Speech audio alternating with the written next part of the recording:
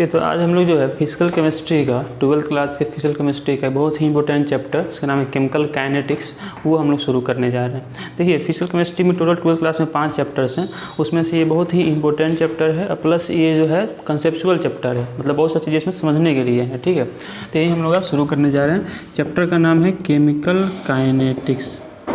Chapter का नाम है केमिकल काइनेटिक्स।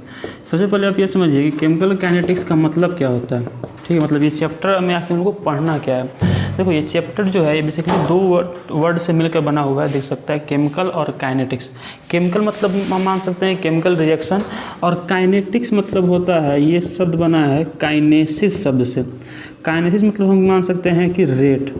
मतलब इस चैप्टर में हम लोग को ये पढ़ना है कि कोई भी जो केमिकल रिएक्शन होता है उसके रेट के बारे में, मतलब कि वो रिएक्शन जो है वो किस रेट से होगा, उस रिएक्शन को कंप्लीट होने में कितना टाइम लगेगा, और किस रेट से मतलब कितने समय में वो रिएक्शन जो है कंप्लीट होगा। देखो 11th क्लास में एक चैप्टर था केमिस्ट्री में जिसका नाम होता है थर्मोडायनेमिक्स। थर्मोडायनेमिक्स जो चैप्टर है इसमें हम लोग को पढ़ना होता है क्या, इसमें एक इक्वेशन होता है, अगर आपको याद हो उसको बोलते हैं गिब्स हेल्महोल्ट्ज़ इक्वेशन। वो इक्वेशन होता है delta G equal to delta H minus T delta S. ये एक इक्वेशन होता है थर्मोडायनेमिक्स चैप्टर में, जिसको हम लोग बोलते हैं गिब्स हेल्महोल्ट्ज़ इक्वेशन। इसमें हम लोग को पढ़ाया जाता है कि अगर डेल्टा जी का वैल्यू 0 हो, मतलब अगर ये सॉल्व करने के बाद किसी भी रिएक्शन के लिए डेल्टा जी 0 हो, मतलब कि वो रिएक्शन जो होता है वो इक्विलिब्रियम में होता है। अब मेरे ख्याल से इक्विलिब्रियम क्या होता है आप समझते होंगे कि जिस रिएक्शन में फॉरवर्ड रेट और बैकवर्ड रिएक्शन, फॉरवर्ड रिएक्शन और बैकवर्ड रिएक्शन दोनों का रेट सेम हो, तो उस तरह का जो कंडीशन है उसको इक्विलिब्रियम कहा जाता है। अगर इसको सॉल्व करने के बाद हमारा जो डेल्टा जी है वो अगर निगेटिव है, तब हम बोलते हैं कि वो रिएक्शन जो है स्पॉन्टेनियस है। स्पॉन्टेनियस कहने का क्या मतलब है कि वो रिएक्शन जो है हो सकता है और उसको होने का कंडीशन है। और अगर इसको सॉल्व करने के बाद डेल्टा जी पॉजिटिव है, मतलब कि वो रिएक्शन जो है वो नॉन स्पॉन्टेनियस है, मतलब कि वो रिएक्शन होने का कोई कंडीशन नहीं है, कोई चांस नहीं है। तो ये 3 कंडीशन होता है, इसमें कि इस इक्वेशन को जो कि हम लोग को मिलता है थर्मोडायनेमिक्स में, इस इक्वेशन को सॉल्व करने के बाद जो भी साइन आता है 0, निगेटिव या पॉजिटिव, उस तरह से हम केमिकल रिएक्शन के बारे में अनुमान लगा सकते हैं। लेकिन यहाँ पर एक प्रॉब्लम है। प्रॉब्लम ये है कि अगर इससे हम मालूम करेंगे तो हमको मालूम चलेगा कि इस रिएक्शन के लिए डायमंड, कार्बन अगर डायमंड फॉर्म में है और उसको अगर मान लीजिए चेंज होना है ग्रेफाइट फॉर्म में, ठीक है, मतलब कि डायमंड हो गया या ग्रेफाइट हो गया, ये सब क्या है, कार्बन का ही एलोट्रॉप है। ठीक है, अप्रूप बोलते हैं हिंदी में, कार्बन का अप्रूप है। डायमंड, ग्रेफाइट, बंगमिस्टर, फ्लोरीन, अभी एक नया खोजा गया है ग्रेफाइन, तो ये सब जो है कार्बन का एलोट्रॉप है। तो अगर मान लीजिए हम मालूम करेंगे, मालूम चलेगा कि एक ना एक दिन क्योंकि इस रिएक्शन के लिए डेल्टा जी का जो वैल्यू है वो नेगेटिव आएगा। मतलब ये कि हमको मालूम चलेगा कि एक ना एक दिन सभी डायमंड जो अभी हम हीरा देखते हैं वो ग्रेफाइट में, मतलब कार्बन में, कोयला में चेंज हो जाएगा। ठीक है, और सिमिलरली जितना भी कोयला है वो सब डायमंड में चेंज हो जाएगा। क्यों? क्योंकि उसके लिए डेल्टा जी नेगेटिव हो जाता है। तो क्या ये इक्वेशन यहाँ पर गलत हो गया? नहीं, गलत नहीं हुआ, सही है। लेकिन दिक्कत ये है कि ये रिएक्शन बहुत स्लो रेट से हो रहा है, मतलब रिएक्शन हो तो रहा है, क्योंकि थर्मोडायनेमिक्स इस बात को कन्फर्म कर रहा है, कैसे, डेल्टा जी नेगेटिव दिखा के। लेकिन अब ये रिएक्शन किस रेट से होगा ये हमको नहीं बताता है। इसलिए हमको अगर मान लीजिए डायमंड रखा हुआ है तो वो मतलब कि लाखों साल लगेगा उसको ग्रेफाइट में चेंज होने में, इसलिए हम लोग उसको नोटिस नहीं कर पाएंगे। तो ये बात कौन बतलाता है? ये बात बताता है केमिकल काइनेटिक्स, कि कोई केमिकल रिएक्शन अगर होगा तो किस रेट से होगा and how much time will it take to be completed, ये बात हमको बताता है केमिकल काइनेटिक्स की रिएक्शन होने में कितना टाइम कंज्यूम होगा। इससे हमको उसकी जानकारी नहीं मिलती है, इससे बस हमको ये जानकारी मिलती है कि कोई रिएक्शन होगा कि नहीं होगा। अगर निगेटिव है तो होगा और अगर पॉजिटिव है तो नहीं होगा। 0 है मतलब कि इक्विलिब्रियम में है, मतलब कि अब वो रिएक्शन आगे और पीछे डायनामिक इक्विलिब्रियम, जब हम इक्विलिब्रियम बोल रहे हैं मतलब कि डायनामिक इक्विलिब्रियम, मतलब कि रिएक्शन हो रहा है लेकिन इक्वल रेट से हो रहा है। तो मतलब आपको समझ में आ गया होगा कि चैप्टर हम लोग को क्यों पढ़ना है। ठीक है, इसमें हम लोग को ये मालूम चलेगा कि कोई रिएक्शन हो रहा है अगर तो कितने टाइम में कंप्लीट होगा और किस रेट से वो रिएक्शन जो है वो कंप्लीट होगा। तो खैर ये चीज़ें अभी हम लोग नहीं पढ़नी है, ये 11th क्लास की चीज़ें थी। आपको इसलिए बताना है कि मालूम चले कि चैप्टर हमको पढ़ना क्यों है। तो अब हम लोग शुरू कर रहे हैं केमिकल काइनेटिक्स के बारे में, कि केमिकल काइनेटिक्स में क्या क्या चीज़ें हम लोग को पढ़नी है, क्या क्या चीज़ें हैं। देखिए, तो मतलब कि ये केमिकल काइनेटिक्स है क्या? हम कह सकते हैं कि केमिस्ट्री का वह ब्रांच जिसमें हम लोग रिएक्शन का रेट और रिएक्शन का मैकेनिज्म के बारे में स्टडी करते हैं, उसको केमिकल काइनेटिक्स कहते हैं। मतलब हम लोग कह सकते हैं the type of the branch of chemistry in which we deals about rate of reaction and mechanism of reaction is called chemical kinetics. हम लिख देते हैं, देखिए, the branch of chemistry, the branch of chemistry in which we deals about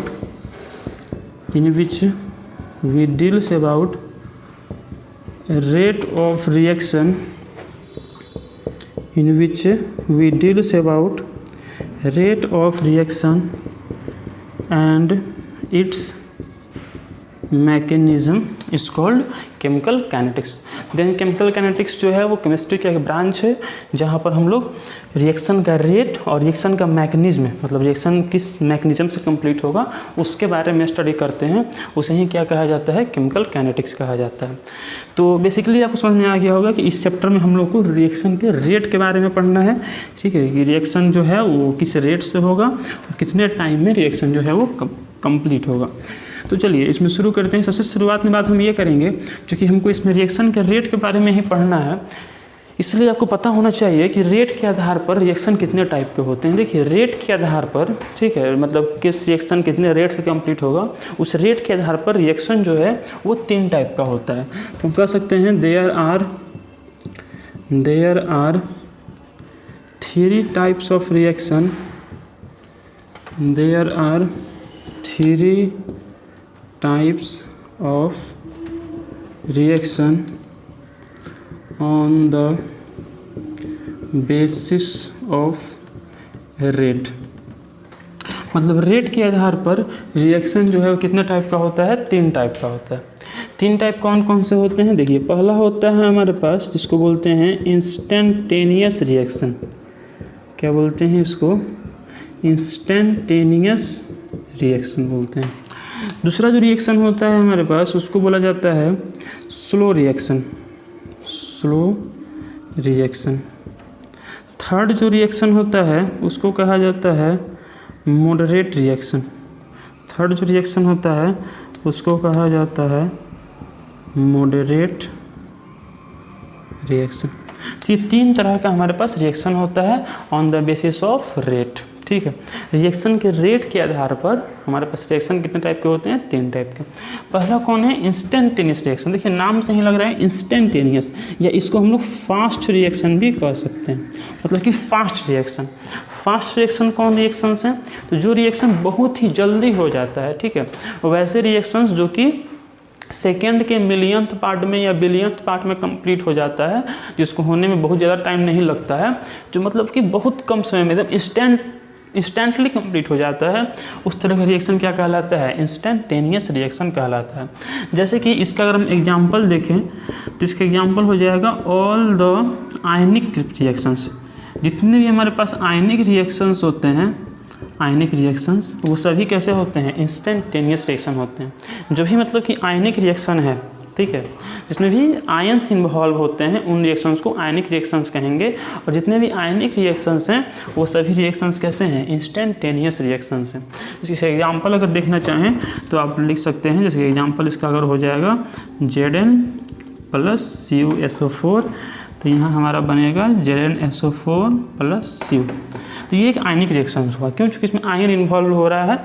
जो भी reaction होगा जिसमें कि आयन इन्वॉल्व होगा वो सभी के सभी जो है वो इंस्टेंटेनियस रिएक्शन है, मतलब वो रिएक्शन जो है बहुत फास्ट, बहुत ही तेज़ी से कंप्लीट हो जाएगा। सेकेंड रिएक्शन है हमारे पास स्लो रिएक्शन।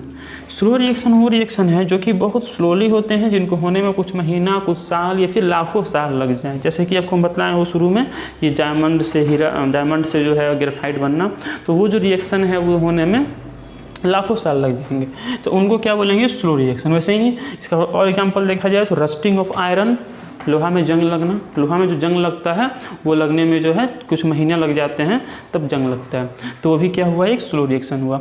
वैसे ही अगर हम देखें रूम टेम्परेचर पे H2 और O2 का मिलकर H2O बनना, तो वो भी रिएक्शन कैसा होगा, वो भी जो होगा स्लो रिएक्शन हो जाएगा, क्योंकि रूम टेम्परेचर पे H2 और O2 मिलकर जब H2O बनेगा तो वो जो रिएक्शन होगा वो बहुत स्लोली होता है, तो वो भी स्लो रिएक्शंस हो जाएंगे। तो इसका एग्जाम्पल अगर हम कुछ लिखना चाहें, एग्जाम्पल इसका डिफिनेशन क्या लिखिएगा कि those reactions which takes place very instantly या takes place very fast are called instantaneous reaction. इसमें क्या हो जाएगा, those reactions which completed in very long period of time, which completed in a very long period of time, जिनको होने में बहुत लंबा समय लगता है, उनको क्या कहा जाता है, स्लो रिएक्शन कहा जाता है। इसका एग्जाम्पल क्या हो जाएगा, इसका एग्जाम्पल हो जाएगा हमारे पास rusting of iron, rusting of iron, और क्या हो जाएगा, conversion of diamond into graphite, conversion of diamond into graphite. ये सब कैसे रिएक्शंस हो जाएंगे, स्लो रिएक्शंस हो जाएंगे, जिनको होने में कुछ महीना, कुछ साल या फिर लाखों साल लगता है। थर्ड आता है हमारे पास मॉडरेट रिएक्शन। मॉडरेट रिएक्शन कौन होते हैं, तो वो रिएक्शंस जिनको जो कि मीडियम रेट से होते हैं, मतलब जो कुछ मिनट या फिर कुछ घंटे में हो जाते हैं, उन्हें कहा जाता है मॉडरेट रिएक्शन। मतलब कि ये कौन हुआ, जो बहुत फास्ट होता है, ये कौन हुआ, जो बहुत स्लो होता है, और ये कौन हुए, जो कि मीडियम रेट से होते हैं।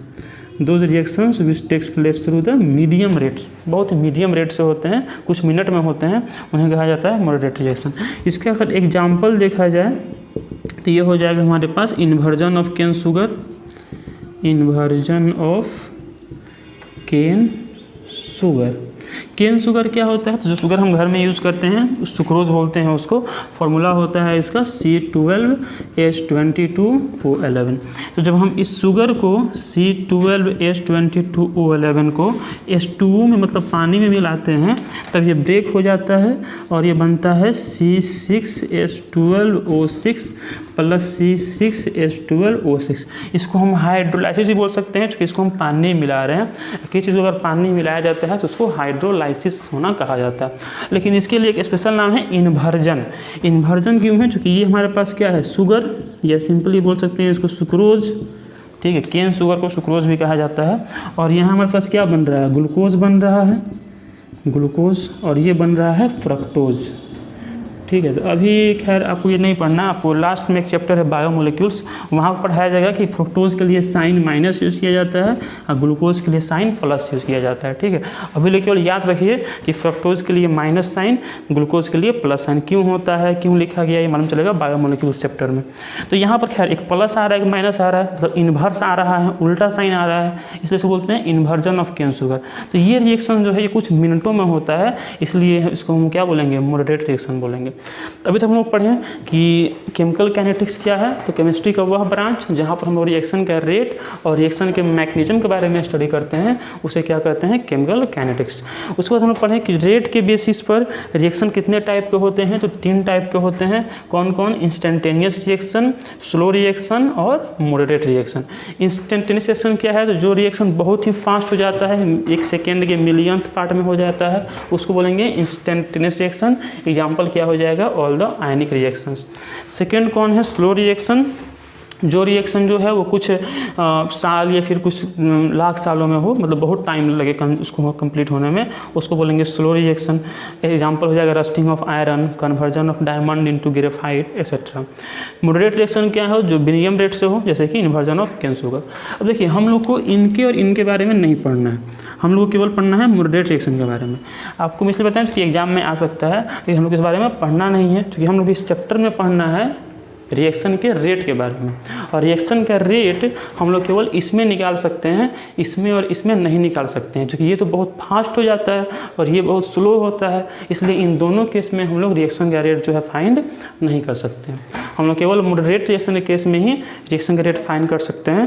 तो आगे हम जब से भी रिएक्शन बोलेंगे आपको समझना है कि हम मॉडरेट रिएक्शन का बात कर रहे हैं, ठीक है। तो यहाँ से हम लोग आगे इसका ग्राफ देखेंगे, बेहतर होगा कि इसको आप लिख लीजिएगा, ठीक है, लिखते चलिए ज़्यादा अच्छा रहेगा। तो चलिए अभी तक हम लोग पढ़े हैं कि रिएक्शन 3 टाइप के होते हैं। कौन कौन रिएक्शन होते हैं, एक होता है इंस्टेंटेनियस रिएक्शन, उसके बाद हम लोग पढ़े स्लो रिएक्शन और फिर पढ़े मॉडरेट रिएक्शन। इंस्टेंटेनियस रिएक्शन कौन होता है? तो जो रिएक्शन बहुत ही फास्ट हो जाता है, जो बहुत स्लो होता है उसको बोलते हैं स्लो रिएक्शन, और जो रिएक्शन मीडियम रेट से होता है उसको बोलते हैं मॉडरेट रिएक्शन। हम लोग को पढ़ना किसके बारे में है? हम लोग को केवल और केवल मॉडरेट रिएक्शन के बारे में ही पढ़ना है। खैर एक पर थोड़ा ग्राफ देख लेते हैं, फिर हम लोग आगे पढ़ेंगे। देखिए जैसे कि 3 ग्राफ बनाएंगे हम तीनों अलग अलग रिएक्शन के लिए। मान लीजिए कि ये टाइम हो गया और यहाँ पर कंसंट्रेशन ऑफ रिएक्टेंट, ठीक है। ऐसा ही 3 प्लॉट बनाते हैं। ये हो गया टाइम और ये हो गया कंसंट्रेशन ऑफ रिएक्टेंट। वैसे ही ये हो गया टाइम। तो हम ये 3 प्लॉट बनाए। यहाँ एक हमारा जो ये प्लॉट है ये टाइम के लिए है, एक एक्सिस, और एक जो है हमारे पास रिएक्टेंट का कंसंट्रेशन के लिए है। देखिए जब भी हम कंसंट्रेशन शब्द बोलते हैं इसका मतलब क्या हो गया? इसका मतलब हो गया हमारे पास कंसंट्रेशन। कंसंट्रेशन मतलब क्या होता है? तो जहाँ भी हम बोलेंगे कंसंट्रेशन तो सिंपल मतलब आपको समझना है मोलारिटी। देखिए यहाँ पर हम चीज़ लिख रहे हैं, इसको बेहतर होगा आप लिख लीजिएगा, काम आएगा। जैसे मान लीजिए कहीं भी अगर लिखा हो कंसंट्रेशन और अगर लिखा हुआ नहीं हो कि कंसंट्रेशन को किस में एक्सप्रेस किया गया है, ठीक है, मतलब मोलारिटी में कि मोलारिटी में किस में, तो आपको समझ जाना है कि कंसंट्रेशन का मतलब क्या है, यहाँ पे मोलारिटी है, ठीक है। और मोलारिटी जो होता है इसका सिंबल जो होता है वो कुछ ऐसे होता है, अंडर ब्रैकेट इसको दिखाया जाता है। इसका जो यूनिट होता है आपको पता होगा कि मोलारिटी का यूनिट क्या होता है, मोलारिटी का सिंबल क्या होता है, कैपिटल M, ठीक है। और इसका यूनिट क्या होता है, मोल पर लीटर। इसका यूनिट क्या हो जाएगा, मोल लीटर इनवर्स, मोल पर लीटर इसका यूनिट होता है। तो इसके अलावा इसका एक और नाम होता है एक्टिव मास, एक्टिव मास, तो ये भी यही होता है। तो मतलब सब सिमिलर चीज़ें हैं, सब एक ही तरह की चीज़ है। कंसंट्रेशन, मोलारिटी, ये कहीं ब्रैकेट दिख जाए या फिर मोल पर लीटर या फिर एक्टिव मास, सब सेम ही चीज़ है, ठीक है। तो हम लोग यहाँ पर एक तरफ टाइम को लिए हैं, एक तरफ लिए हैं रिएक्टेंट के कंसंट्रेशन को। देखिए यहाँ पर हम 3 ग्राफ ड्रॉ कर रहे हैं, एक ग्राफ ये, एक ये, और एक हमारे पास है ऐसा। अभी हम लोग 3 रिएक्शन पढ़े हैं, ठीक है, उन्हीं के लिए ये ग्राफ है। अब आपको बताना ये है कि तीनों में से कौन सा ग्राफ जो है वो किस रिएक्शन के लिए। ऐसे 3 रिएक्शन पढ़े, इंस्टेंटेनियस रिएक्शन, स्लो रिएक्शन और मॉडरेट रिएक्शन। बताइए ये कौन सा रिएक्शन है के लिए।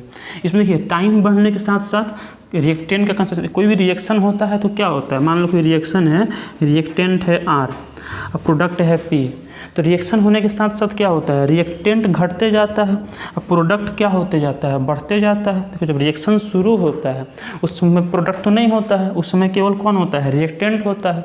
जैसे जैसे समय बीतता है वैसे वैसे रिएक्टेंट घटते जाता है और जो प्रोडक्ट है वो बढ़ते जाता है।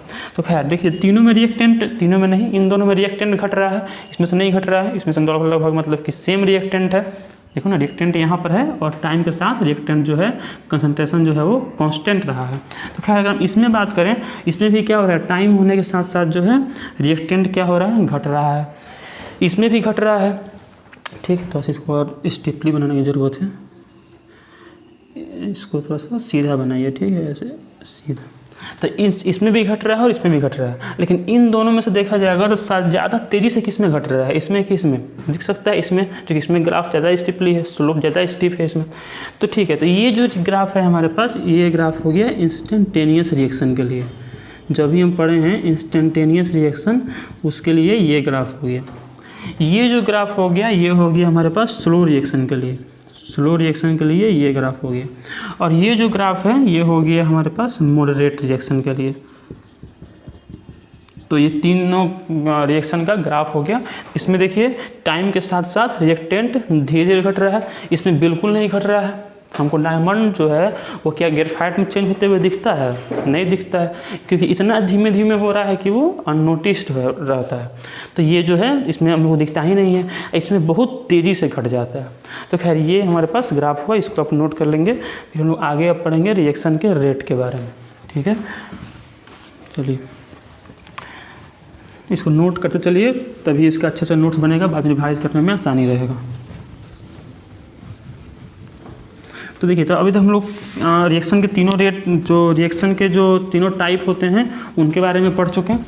अब हम लोग आगे पढ़ेंगे रिएक्शन के रेट के बारे में, कि रिएक्शन का रेट होता क्या है, उसको डिफाइन कैसे करते हैं, और अलग अलग रिएक्शन का जो रेट है वो कैसे फाइंड किया जाता है। How to find the rate of reaction, reaction के रेट को कैसे फाइंड किया जाता है।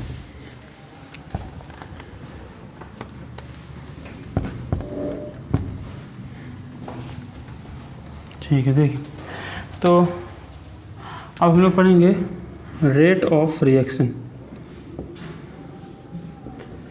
रेट ऑफ रिएक्शन, देखो रेट ऑफ रिएक्शन क्या है, ठीक है। रेट ऑफ रिएक्शन क्या है, रिएक्शन का रेट किसे कहते हैं। देखिए, तो सिंपल सी बात है कि जिस रेट से कोई रिएक्शन कंप्लीट होगा उसको क्या बोलेंगे, रिएक्शन का रेट बोलेंगे। लेकिन थोड़ा अच्छे से अगर बोले तो हम ये बोलेंगे कि टाइम के साथ रिएक्टेंट या प्रोडक्ट के कंसंट्रेशन में होने वाला जो चेंज है उसी को क्या कहा जाता है, रेट ऑफ रिएक्शन कहा जाता है। देखो, जैसे जैसे टाइम बीतता है किसी भी रिएक्शन में क्या होता है, मान लीजिए कोई रिएक्शन है आर पी, तो यहाँ पर आर क्या है, रिएक्टेंट, पी क्या है, प्रोडक्ट। जैसे जैसे टाइम बढ़ते जाएगा वैसे वैसे रिएक्टेंट घटते जाएगा और वैसे वैसे प्रोडक्ट क्या होते जाएगा, बढ़ते जाएगा। रिएक्टेंट घटते जाएगा, प्रोडक्ट बढ़ते जाएगा। मतलब टाइम के साथ साथ रिएक्टेंट और प्रोडक्ट के कंसंट्रेशन में चेंज हो रहा है। रिएक्टेंट क्या कर रहा है, रिएक्टेंट जो है टाइम के साथ साथ डिक्रीज कर रहा है, और प्रोडक्ट क्या कर रहा है, प्रोडक्ट जो है टाइम के साथ साथ इंक्रीज कर रहा है। मतलब कि प्रोडक्ट बढ़ रहा है और रिएक्टेंट क्या हो रहा है, घट रहा है। तो इसी तरह हम लोग रेट को डिफाइन करते हैं कि the change in concentration of, चलिए इसको हम लिखते हैं यहाँ पर डेफिनेशन, बेहतर होगा लिख लीजिएगा आप भी। इसको लिखेंगे the change in concentration of reactant and product with respect to time is called rate of reaction, is called rate of reaction। मतलब कि टाइम के रेस्पेक्ट में रिएक्टेंट और प्रोडक्ट के कंसंट्रेशन में होने वाला चेंज क्या कहलाता है, रिएक्शन का रेट कहलाता है। फिर सुनिए, टाइम के रेस्पेक्ट में रिएक्टेंट क्या होता है, घटता है, प्रोडक्ट क्या होता है, बढ़ता है। तो ये जो चेंजिंग हो रहा है इसी को क्या कहा जाता है, रेट ऑफ रिएक्शन। देखिए, आपको अगर थोड़ा बहुत बेसिक चीज़ें पता होंगी तो मालूम होंगी कि रेट दो टाइप का हो सकता है। एक हो सकता है एवरेज रेट, एक हो सकता है इंस्टेंटेनियस रेट। जैसे मान लीजिए फिजिक्स में हम लोग पढ़ते हैं एवरेज वेलोसिटी और इंस्टेंटेनियस वेलोसिटी। दोनों को लिखने का तरीका क्या होता है, अगर मान लीजिए हम लिख रहे हैं डेल्टा भी, मतलब क्या होता है, एवरेज वेलोसिटी। अगर लिख रहे हैं डी भी तो मतलब क्या हो गया, इंस्टेंटेनियस वेलोसिटी। जहाँ भी डेल्टा यूज होता है मतलब कि एवरेज के लिए, दोनों का मतलब एक ही होता है, change. This is a large change and this is a small change. मतलब जब delta x tends to zero, पढ़े हो ना फिजिक्स में, डेल्टा एक्स टेंड्स, जब इसका लिमिट जीरो हो जाता है, बहुत जब छोटा चेंज का हम बात करते हैं तो वहाँ पर डी लिखते हैं, और कोई बड़ा चेंज होता है तो वहाँ पर हम डेल्टा लिखते हैं। Average velocity, instantaneous velocity, average acceleration, instantaneous acceleration. तो वैसे ही यहाँ पर जो हमारे पास रिएक्शन का रेट है ये भी दो टाइप का होगा, एक होगा एवरेज रेट ऑफ रिएक्शन और एक होगा इंस्टेंटेनियस रेट ऑफ रिएक्शन। अच्छा, आप बताइए कि दोनों में से कौन सा वैल्यू ज़्यादा एक्यूरेट होता है, एवरेज वाला या इंस्टेंटेनियस वाला। जैसे कि मान लीजिए अगर हम बोलें कोई कार है जो पॉइंट ए से चल के पॉइंट बी तक जा रहा है, पॉइंट ए से पॉइंट बी की जो दूरी है वो मान लीजिए 50 मीटर है, ठीक है, और उसको जाने में टाइम लगा मान लीजिए 10 मिनट, ठीक है। मान लीजिए कि यहाँ से चलना शुरू किया 8:30 पर, तो यहाँ कब पहुँचेगा, 8:40 पर पहुँचेगा। अब अगर हम पूछें आपसे बताइए इसकी एवरेज स्पीड क्या है, तब क्या बोलिएगा, स्पीड इक्वल टू क्या होता है, distance by time, v equal to s by t. तो एस कितना है यहाँ पे 50 और टाइम कितना है 10, तो कितना हो गया 5 मीटर पर मिनट। तो लेकिन ये क्या हुआ, एवरेज हुआ, जो कि इसको हम एक टाइम ड्यूरेशन के बीच में निकाले हैं। और जब से हम पूछे अगर बताइए जब 8:31 था तब इसका स्पीड क्या था। तो वहाँ पर मान लीजिए मालूम चला हमको इसका स्पीड जो था वो कुछ 4 मीटर पर मिनट था। तो यहाँ पर ये जो हुआ इसको हम बोलेंगे इंस्टेंटेनियस, जो कि एक पार्टिकुलर टाइम के लिए है। अगर कोई चीज़ किसी पार्टिकुलर टाइम के लिए होता है उसको हम क्या बोलते हैं, इंस्टेंटेनियस। और अगर वो एक पीरियड के लिए होता है, एक पीरियड ऑफ टाइम के लिए होता है, उसको हम क्या बोलते हैं, एवरेज। तो इन दोनों में से ज़्यादा सही कौन है, ये कि ये। तो हमेशा याद रखें कि इंस्टेंटेनियस वैल्यू ज़्यादा सही होता है एवरेज की तुलना में। मतलब जब यहाँ से चलना शुरू किया होगा, जरूरी थोड़ी है कि पूरे रास्ते इसी स्पीड से गया होगा। हो सकता है कि कभी रास्ते में ब्रेकर आया हो या कभी हाईवे आया हो, स्पीड बढ़ गया हो, मतलब कि स्पीड बढ़ या घट सकता है। ये जो निकला है हमको इंस्टेंटेनियस निकल कर आया है, एवरेज निकल कर आया है, जो कि एक्यूरेट नहीं होता है। इंस्टेंटेनियस जो है ज़्यादा एक्यूरेट होता है। तो हम लोग भी जब यहाँ पर रेट ऑफ रिएक्शन का बात करेंगे तो हम लोग जो है इंस्टेंटेनियस की बात करेंगे, एवरेज का बात नहीं करेंगे। तो खैर अभी जो समझ में आया आपको कि रेट ऑफ रिएक्शन में भी of 2 types, average rate of reaction and instantaneous rate of reaction. तो चलिए अभी हम लिखते हैं इसको कि रेट ऑफ रिएक्शन क्या होता है। रेट ऑफ रिएक्शन क्या लिखेंगे, change in concentration of reactant या प्रोडक्ट किसके रेस्पेक्ट में, टाइम के रेस्पेक्ट में। या लिख सकते हैं बाय चेंज इन टाइम, मतलब कि रिएक्टेंट या प्रोडक्ट के कंसंट्रेशन में चेंज बटा चेंज में कितना टाइम लगा, ये जो निकलेगा हमको, ये निकलेगा रेट ऑफ रिएक्शन। अब उसके यहाँ पर 2 चीज़ें हैं। मान लीजिए कोई रिएक्शन है, इसमें रिएक्टेंट R है और ये क्या बना रहा है, प्रोडक्ट P बना रहा है। तो इसका जो रेट ऑफ रिएक्शन है वो रिएक्टेंट के शब्द में भी लिख सकते हैं और साथ में हम जो है प्रोडक्ट के शब्द में भी लिख सकते हैं। रिएक्टेंट के शब्दों में लिखेंगे तो क्या लिखेंगे, चेंज इन, मतलब डिक्रीज होगा ना। यहाँ पे रिएक्टेंट क्या होता है, घटता है, लिखेंगे decrease in concentration of reactant by change in time. और इसके शब्द में क्या लिखेंगे, increase in concentration of product by time. तो चलिए लिखते हैं rate of reaction in terms of reactant. Rate of reaction किसके टर्म्स में, तो इन टर्म्स ऑफ रिएक्टेंट। बताओ रिएक्टेंट घटेगा कि बढ़ेगा, जब रिएक्शन शुरू होगा तो रिएक्टेंट घटेगा कि बढ़ेगा, रिएक्टेंट घटेगा, डिक्रीज करेगा। तो इन टर्म्स ऑफ रिएक्टेंट क्या लिखेंगे, decrease in concentration of reactant by time. मतलब यहाँ पर हम लिख सकते हैं, मान लीजिए कि ये रिएक्शन है, ठीक है, जिसमें कि ये रिएक्शन है R, रिएक्टेंट है, ये प्रोडक्ट P में चेंज हो रहा हो। जब मान लो कि टाइम इक्वल टू 0 है, मतलब कि अभी रिएक्शन शुरू नहीं हुआ है, उस समय जो इसका कंसंट्रेशन है वो R1 है, ठीक है, प्रोडक्ट तो बना नहीं है। और जब मान लीजिए कि टाइम कुछ हुआ, टाइम T हुआ, तो रिएक्टेंट क्या होगा, घटेगा, मान लो घट के R2 हो गया, ठीक है। तो हम इसको जब चेंज निकालेंगे, चेंज के लिए हम क्या करते हैं, फाइनल माइनस इनिशियल, मतलब R2 minus R1 by T2 minus T1। तो इसको हम लोग क्या लिख देंगे, delta R by delta T। तो ये हो गया चेंज। लेकिन ये कौन सा चेंज हुआ, एवरेज की इंस्टेंटेनियस, ये हुआ हमारे पास एवरेज। चूँकि हम देखो डेल्टा यूज़ किए हैं और एक बड़ा सा चेंज निकाले हैं, क्योंकि ये हम यहाँ पर जो है एक रेट में से एक रिएक्टेंट के कंसंट्रेशन में से सेकेंड को माइनस किए हैं। तो इसी को हम इंस्टेंटेनियस लिखेंगे, तो ये क्या लिख देंगे, DR by dt, DR by dt। ये हो गया एवरेज और ये हो गया इंस्टेंटेनियस और ये हो गया एवरेज। एक बात ध्यान दीजिए कि कभी भी रेट जो है कभी भी निगेटिव नहीं होता है, ठीक है। रेट हमेशा कैसा होता है, पॉजिटिव होता है।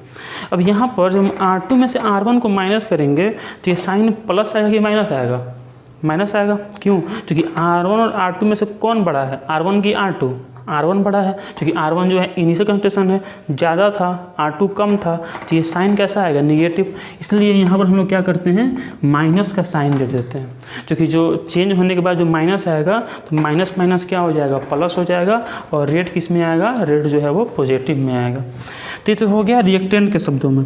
वही हम लिखें प्रोडक्ट के शब्दों में, तो क्या लिखेंगे, रेट ऑफ रिएक्शन किसके शब्दों में, प्रोडक्ट के शब्दों में। तो इन टर्म्स ऑफ प्रोडक्ट क्या लिखेंगे, प्रोडक्ट क्या होगा, बढ़ेगा ही घटेगा, प्रोडक्ट तो बढ़ेगा, तो लिखेंगे increase in concentration of product by time. तो यहाँ भी हम वही लिखेंगे, मान लीजिए शुरुआत में जैसे कंसंट्रेशन मान लीजिए P1 था, ठीक है, मान लीजिए टाइम T1 था, ये T2 था, तो यहाँ P1 था, यहाँ P2 था, यहाँ पर क्या लिख देंगे P2 minus P1 by T2 minus T1, ये हो जाएगा delta P by delta T। फिर से ये एवरेज हुआ, इसको इंस्टेंटेनियस लिखना है तो क्या लिखेंगे dP बाई dt। यहाँ भी आपको इसको ब्रैकेट अंदर लिखना पड़ेगा, हम कंसंट्रेशन का बात कर रहे हैं ना। अब यहाँ पर माइनस नहीं देंगे, क्यों, क्योंकि यहाँ पर ऑलरेडी P2 बड़ा है, टाइम बढ़ा है तो कंसंट्रेशन भी क्या हो गया, बढ़ गया है। तो P2 बड़ा है, P1 छोटा है, तो ये साइन ऑलरेडी पॉजिटिव आएगा। तो यहाँ पर हम लोग देख चुके हैं कि रेट ऑफ रिएक्शन कैसे फाइंड किया जाता है। आपको बस दो बातें ध्यान रखनी है कि अगर ये कोई रिएक्शन हो रहा है, ठीक है, जिसमें कि रिएक्टेंट R है, प्रोडक्ट P है, टाइम T1 पे कंसंट्रेशन R1 और P1 है, टाइम T2 पे कंसंट्रेशन R2 और P2 है, जो रेट ऑफ रिएक्शन है उसको हम लिखेंगे माइनस dr बाई dt, या फिर माइनस नहीं dp बाई dt। मतलब जब भी हम रेट ऑफ रिएक्शन रिएक्टेंट के शब्दों में लिखते हैं तो माइनस देते हैं, और जब लिखते हैं इन टर्म्स ऑफ प्रोडक्ट तो माइनस नहीं देते हैं, और ये dp बाई dt होता है। तो ठीक है, ये बातें आपको ध्यान रखनी है, इसको आपको नोट कर लेना है, फिर हम लोग इसमें आगे देखेंगे। एक फिर से देख लीजिए क्या क्या किए हैं हम, बताएं हैं आपको कि रिएक्शन का रेट क्या होता है। तो क्या होता है, तो टाइम के रेस्पेक्ट में रिएक्टेंट और प्रोडक्ट के कंसंट्रेशन में होने वाला चेंज रेट ऑफ रिएक्शन कहलाता है। दो तरह से डिफाइन किए हैं, रिएक्टेंट के शब्दों में और प्रोडक्ट के टर्म्स में। इसके टर्म्स में लिखेंगे तो माइनस देंगे, माइनस dr बाई dt, और यहाँ पर लिखेंगे तो dp बाई dt, माइनस नहीं देंगे, ठीक है। चलिए हम लोग देखें अभी कि मान लीजिए कोई रिएक्शन है जिसमें रिएक्टेंट R है, वो अगर प्रोडक्ट P में चेंज हो रहा है। मान लीजिए टाइम T1 पे कंसंट्रेशन इसका हम क्या माने थे R1, अब प्रोडक्ट क्या था P2। मान लीजिए टाइम कुछ भी था और टाइम T2 हुआ। जब टाइम T2 होगा तो रिएक्टेंट क्या होगा, रिएक्टेंट डिक्रीज करेगा, तो मान लीजिए हो गया R2 हो गया, अब प्रोडक्ट क्या हो जाएगा, इंक्रीज हो जाएगा, मान लीजिए P2 हो गया। तो आपको हम बताएं कि जो रेट ऑफ रिएक्शन हम लिखते हैं, अगर रिएक्टेंट के शब्दों में लिखेंगे तो माइनस देंगे, माइनस dr बाई dt, और अगर लिखेंगे प्रोडक्ट के शब्दों में तो यहाँ पर क्या लिख देंगे dp बाई dt, ठीक है। चलिए इसी पर एक दो हम लोग क्वेश्चन करते हैं ताकि ये कंसेप्ट और भी आपको क्लियर हो जाए। मान लो कि रिएक्शन दिया हुआ है H2 प्लस I2, और यहाँ बन रहा है 2HI, ठीक है। और यहाँ पर अगर पूछा जाए आपसे कि रेट ऑफ रिएक्शन लिखिए, तो रेट ऑफ रिएक्शन हम देखिए ध्यान से समझिए, बहुत इंपॉर्टेंट टॉपिक है ये, कंसेप्ट बहुत इंपॉर्टेंट है। यहाँ देखिए तीन चीज़ें हैं, हाइड्रोजन है, आयोडीन है और हाइड्रोजन आयोडाइड है। तीनों के तीनों तो एक ही रिएक्शन का पार्ट है, ठीक है, मतलब तीनों के तीनों तो एक ही रिएक्शन में है। तो उसमें जब से ऐसे समय बीतेगा H2 और O2 क्या होगा, डिक्रीज होगा, H2 और I2 क्या होगा, डिक्रीज होगा, क्योंकि ये रिएक्टेंट है। और HI क्या होगा, इंक्रीज होगा, क्योंकि ये क्या है, प्रोडक्ट है। ये रिएक्टेंट है तो डिक्रीज करेगा, ये प्रोडक्ट है तो इंक्रीज करेगा, ठीक है। अब देखिए यहाँ पर एक बात समझिए, मतलब कि हम बोल सकते हैं कि ये समय के साथ साथ डिसअपीयर होगा, और ये समय के साथ साथ क्या होगा, अपीयर होगा। मतलब इसको हम दो तरीक़ा से पढ़ सकते हैं, और इसको भी हम दो तरीक़ा से पढ़ सकते हैं। एक तरीका क्या हुआ पढ़ने का, जो अभी तक हम लोग पढ़ें, रेट ऑफ रिएक्शन, जो सिंपल चीज़ हो गया कि ये रेट ऑफ रिएक्शन है, किसके टर्म्स में, तो रिएक्टेंट के टर्म्स में। इसको बोलने की तरीका और भी है कि rate of disappearance, rate of disappearance of reactant, मतलब कि रिएक्टेंट के डिसअपीयर होने का रेट, ठीक है। क्योंकि जो रेट ऑफ रिएक्शन है उसी रेट से तो रिएक्टेंट डिसअपीयर हो रहा है, क्योंकि रिएक्टेंट तो डिसअपीयर हो जाएगा ना, घटते जाएगा। वैसे ही इसको भी बोलने का दो तरीका है। तो अभी तक यही सबसे इंपॉर्टेंट बात है, ध्यान से समझिए इसको। अगर रिएक्टेंट के शब्दों में लिखते हैं तो माइनस देते हैं। If we write rate of reaction in terms of product then there is not needed to give the negative sign. और इसको हम लिखते क्या है, dr बाई dt या dp बाई dt। कौन सा रेट है, इंस्टेंटेनियस रेट है, ठीक है। बोलने का तरीका क्या है, तो फर्स्ट तरीका हुआ रेट ऑफ रिएक्शन, सेकेंड तरीका क्या हुआ rate of disappearance of reactant, because reactant will be decrease in any reaction, and this can also be pronounced as dV by dt can be called as rate of reaction in terms of product, rate of reaction in terms of product, and also it can be called as rate of appearance of product, rate of appearance of product, because in the reaction what happens, reactant gets decreased and product gets increased, so this is the rate of disappearance of reactant and this is the rate of appearance of product. So now we are going to write the rate of reaction in terms of hydrogen, iodine and hydrogen iodide. So this is hydrogen, this is reactant or product, this is reactant, ये क्या है reactant है। इसको जब हम लिखेंगे तो क्या करेंगे, सबसे पहले ध्यान दीजिए माइनस देंगे, ठीक है। देखिए डायरेक्ट क्वेश्चन आता है, बोर्ड में भी आता है, इसके अलावा बहुत सारे कॉम्पिटिटिव एग्जाम है, यहाँ से निश्चित एक क्वेश्चन रहता है, ऐसे कोई रिएक्शन दे देगा और पूछेगा रेट ऑफ रिएक्शन लिखने का हाइड्रोजन के शब्दों में या फिर मतलब कि रिएक्टेंट के टर्म्स में या फिर प्रोडक्ट के टर्म्स में। ध्यान रखिए रिएक्टेंट है तो क्या दे दिए माइनस, फिर ये दे देंगे डी, क्योंकि हमको इंस्टेंटेनियस लिखना होता है, एवरेज हम लोग नहीं लिखते हैं। H2 लिखना है तो इसको कहाँ लिखेंगे, under bracket H2, under bracket क्यों लिखे, इसका मतलब हुआ कि हम लोग कंसंट्रेशन का बात कर रहे हैं, ठीक है, तो हम लोग इसको अंडर ब्रैकेट लिखेंगे बाई dt। तो ये हुआ rate of reaction in terms of hydrogen या फिर rate of disappearance of hydrogen. Similarly I2 का लिखना है हमको तो क्या देंगे minus dI2 by dt। Minus क्यों दिए, जो कि रिएक्टेंट है, ब्रैकेट क्यों दिए, क्योंकि हम कंसंट्रेशन का बात कर रहे हैं। अब सर यहाँ पर ध्यान दीजिए, ये चीज़ को क्या कहा जाता है, मतलब कि किसी भी रिएक्शन में जो रिएक्टेंट के जो सिंबल के पहले जो नंबर लिखा होता है उसको हम क्या कहते हैं, उसको कहते हैं स्टोइकियोमेट्रिक कोएफिशिएंट। क्या कहते हैं इसको, स्टोइकियोमेट्रिक कोएफिशिएंट। ये क्यों दिया जाता है, to balance the chemical reaction. मान लीजिए नहीं दिया होता तो क्या ये रिएक्शन बैलेंस है, नहीं। इधर हाइड्रोजन कितना है 2, आयोडीन कितना है 2, इधर हाइड्रोजन कितना है 1, आयोडीन कितना है 1, तो बैलेंस नहीं है, इसलिए इसको यहाँ नंबर देके इसको बैलेंस किया गया और ये जो नंबर से इसको मल्टीप्लाई किया गया उसको क्या कहा जाता है, स्टोइकियोमेट्रिक कोएफिशिएंट कहा जाता है। अगर किसी भी रिएक्शन में आपको स्टोइकियोमेट्रिक कोएफिशिएंट दिखे तो उसका अगर हम रेट लिखते हैं तो लिखते समय इससे डिवाइड कर देते हैं। मतलब कि देखिए यहाँ पर कुछ नहीं था 1 था, लेकिन यहाँ पर तो है, यहाँ पर क्या है 2 है, तो उससे हम क्या कर देंगे, डिवाइड कर देंगे 1/2। अब देखिए HI है, प्रोडक्ट है, तो क्या यहाँ पर निगेटिव देंगे, नहीं देंगे, तो ये क्या हो जाएगा DHI बाई dt। और यहाँ पर हम लोग निगेटिव सिंबल, निगेटिव साइन नहीं देंगे क्योंकि ये जो है प्रोडक्ट के टर्म्स में है। अभी बात ध्यान दीजिए तीनों इक्वल होगा, ठीक है। बहुत लोग यहाँ फिर दिक्कत होगा, यहाँ प्लस है इक्वल दे दिए, देखिए ये प्लस ये रिएक्टेंट के शब्दों में है, मतलब ये रिएक्शन लिखा गया इस तरह।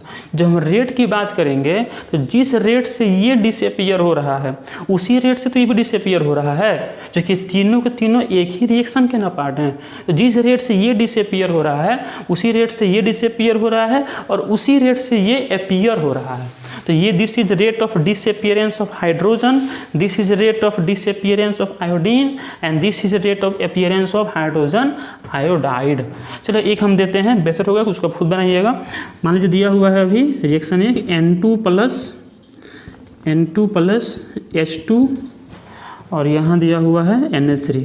तो ये क्या ये रिएक्शन बैलेंस है, बैलेंस नहीं है। इधर हाइड्रोजन कितना है 2, इधर कितना है 1, हाइड्रोजन कितना है 2, इधर कितना है 3, इसको मल्टीप्लाई कर दिए 3 से, इसको कर दिए 2 से, अभी बैलेंस हो गया। अब इसको काम करना है आपको, वीडियो को पॉज करना है और नाइट्रोजन, हाइड्रोजन और अमोनिया की टर्म्स में रेट ऑफ रिएक्शन लिखना है। बेहतर होगा खुद से कोशिश करो, तो एग्जाम में आता है, फिर हम करते हैं, ठीक है। चलो हम करते हैं। देखो तो नाइट्रोजन के टर्म्स में अगर लिखना होगा तो हम क्या लिखेंगे, -D, माइनस क्यों दिए हैं, क्योंकि रिएक्टेंट है, ठीक है, dN2/dt, ठीक है, ये लिखना है। तो हम यहाँ पर देखो अब क्या है, स्टोइकियोमेट्रिक कोएफिशिएंट, ये 3 और ये 2 को क्या बोलते हैं, स्टोइकियोमेट्रिक कोएफिशिएंट बोलते हैं। तो इससे अब क्या कर देंगे, हम डिवाइड कर देंगे, तो 1/3 - DH2/dt। यहाँ पर लिखना होगा तो क्या करेंगे, 1/2 कर देंगे, और यहाँ पर माइनस देंगे, नहीं देंगे, तो 1/2 dNH3/dt, और तीनों कैसा होगा, तीनों जो होगा इक्वल होगा। तो ये है लिखने का तरीका हुआ rate of reaction in terms of nitrogen, in terms of hydrogen and in terms of ammonia. यहाँ पर एक तरह का और भी क्वेश्चन बनता है, ठीक है, मतलब ये अच्छे से आना चाहिए, इसके बाद ही अगला क्वेश्चन समझ में आएगा। और यही इस चैप्टर का मेन चीज़ है, बाकी सब चीज़ इसी पर डिपेंडेंट है। अगर ये समझ में आ गया तो मान लो कि पूरा चैप्टर क्लियर हो जाएगा, क्योंकि यही मेन चीज़ है इस चैप्टर का जो समझने वाली चीज़ है। देखिए इसमें क्वेश्चन आता है एक कि किसी रिएक्शन में, यहाँ पर एक क्वेश्चन आता है किसी रिएक्शन में अगर, क्वेश्चन यहाँ हम लिखते हैं इन एनी रिएक्शन, यहाँ क्वेश्चन लिख रहे हैं इन any reaction A+2B3C the rate of disappearance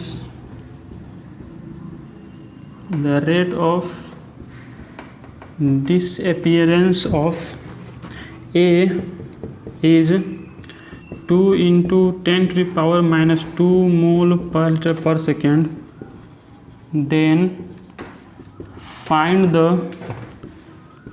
rate of appearance of C। ठीक है, मतलब कोई रिएक्शन दिया हुआ है, उसमें जो है हमको दिया हुआ है कि ए का जो डिसअपीयर होने का रेट है वो 2 × 10⁻⁻² है। तो आपको इसमें जो है सी के अपीयर होने का रेट, ए क्या हो रहा है, डिसअपीयर हो रहा है, क्यों, क्योंकि ए जो है रिएक्टेंट है, और रिएक्टेंट क्या होता है, गायब होता है, प्रोडक्ट क्या होता है, प्रोड्यूस होता है, अपीयर होता है।